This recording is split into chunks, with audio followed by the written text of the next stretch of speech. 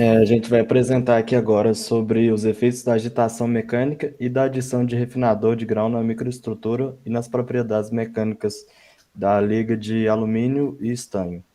O grupo é composto pelo Bruno, eu, Brian, Marden, Pamela e Rafael. Sobre o processo de fundição que foi utilizado, basicamente foi utilizado fundição por gravidade. Porém, teve adição de agitação mecânica, refinador de grãos e a fundição por gravidade com refinador de grãos e agitação mecânica também. Vai dar para dar uma visualizada melhor desses processos nos próximos slides. Aqui a gente entra nos parâmetros do processo, né? Então, as amostras utilizadas, elas foram preparadas com metais comerciais puros. O alumínio com 99,95% de pureza em peso e o estanho com 99,98%. Todas elas foram obtidas a uma temperatura aproximada de 700 graus Celsius, com uma tolerância de 4 graus, tanto para cima quanto para baixo. Essa temperatura de 700 graus Celsius, ela é uma temperatura aproximadamente de 10% acima da temperatura líquidos da liga, que é 637 graus Celsius. E todos os moldes que foram utilizados, eles foram iguais. E como todos esses parâmetros foram iguais, pode-se considerar que a convecção do líquido foi similar para todas. Nessa primeira imagem, a gente consegue ver a representação de cada método utilizado para a obtenção dos corpos de prova.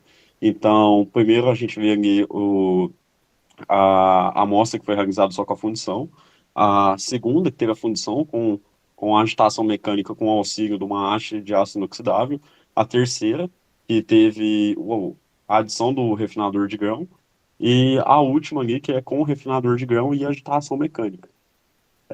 Essas amostras elas foram utilizadas em um ensaio de tração uniaxial, que foi feito em uma máquina MST Test Star 2 e uma temperatura em aproximada de 27 graus Celsius, adotando uma tolerância de 2 graus, tanto para cima quanto para baixo. Estes corpos eles foram usinados, seguindo a ASTM E8M, conforme ela está demonstrada aqui na segunda imagem. Para cada uma das amostras foi utilizado 3 corpos de prova e o resultado final foi obtido através da média dos valores obtidos para cada uma dessas amostras. A, as amostras dos lingotes, elas foram selecionadas longitudinalmente no centro de cada um dos lingotes. E essas amostras elas foram polidas e passaram por um ataque químico para poder revelar sua microestrutura. Posteriormente, foi possível observar pelo processamento das imagens obtidas do microscópio. E para poder obter a taxa de resfriamento médio, foi utilizado o termopares do tipo J, monitorando a evolução do resfriamento em cada um desses lingotes. O molde utilizado foi feito a partir do aço SAI 1020, no qual sua temperatura de fundição gira em torno de 980 graus a 1250, sendo ideal para essa fundição, já que as amostras utilizadas teriam a sua fundição em torno de 700 graus. No método de fundição por gravidade, foi realizada a movimentação e convecção natural do líquido, para que fosse padronizado esse ensaio em todas as amostras, sendo todos os vazamentos padronizados no qual diz respeito à altura, velocidade, volume do líquido e vazamento. O molde, como pode ver na primeira imagem, meramente ilustrativa, tem em torno de 50 milímetros de diâmetro, 20 milímetros de largura e 3 milímetros de espessura. Falar agora sobre a solidificação que foi obtida no processo e também das variáveis obtidas. Na grande maioria das situações práticas, é desejável que se tenha uma estrutura bruta de solidificação que se apresente na forma de grãos axiais, equiaxiais. Para desenvolver essas estruturas completamente equiaxiais, é preciso impedir o desenvolvimento colunar através do controle da nucleação, ou através de condições de solidificação, ou também de adições de agentes inoculantes, ou da utilização de métodos físicos para produzir um movimento forçado do metal líquido. Podendo ser uma agitação mecânica ou uma indução eletromagnética. Então, para que aconteça essa estrutura, é por meio de um acúmulo de soluto ou solvente na frente da interface, provocando um fenômeno conhecido como superresfriamento constitucional. Esse fenômeno ele ocorre quando a temperatura real do líquido é menor do que a temperatura que se tem na frente da fronteira sólido-líquido. Passando agora para as variáveis, tem duas, que são elas a agitação mecânica e a adição de refinador. No caso da fundição por gravidade com agitação mecânica, o metal líquido foi vertido no molde de aço com uma temperatura em torno de 700 graus, e então deu início ao processo da agitação mecânica.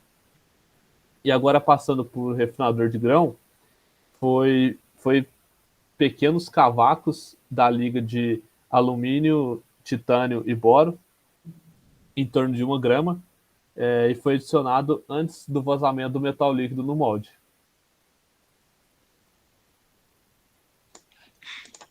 Então, os resultados que foram apresentados através de análise em microscópio óptico e um sistema de processamento de imagens. Então, nós temos que as macroestruturas obtidas para cada uma das amostras, dentre as 4 diferentes maneiras de obtenção, conforme foi descrito anteriormente no início do artigo, foi observado que na fundição convencional, que é por gravidade, o valor médio dos tamanhos dos grãos foi de aproximadamente 2 milímetros.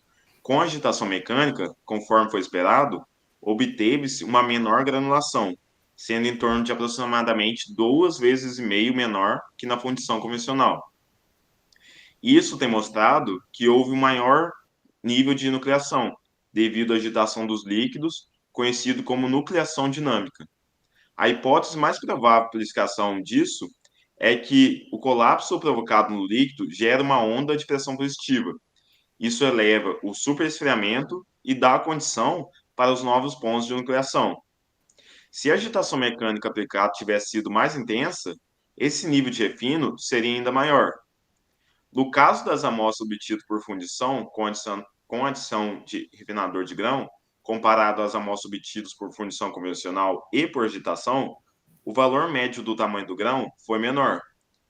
E a adição de certa porcentagem da liga-mãe, que a liga-mãe é alumínio, titânio e boro, é uma prática industrial buscando maior nível de resistência mecânica, devido à obtenção de uma granulação mais fina. Isso porque as partículas de titânio e boro proporcionam maior número de núcleos de transformação líquido-sólido, agindo assim como um catalisador da nucleação. Pode passar, isso.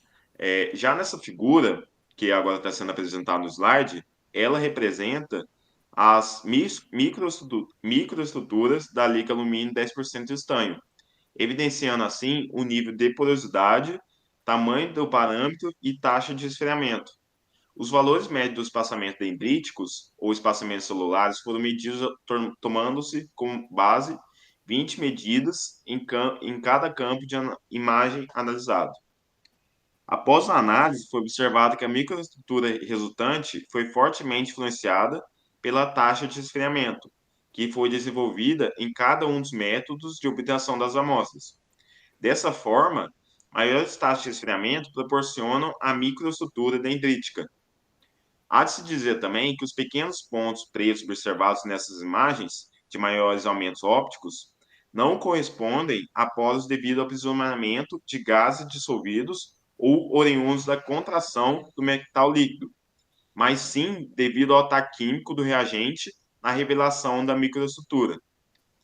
Sendo assim, esses foram os meios e os resultados obtidos nos estudos do tema do artigo escolhido pela nossa equipe.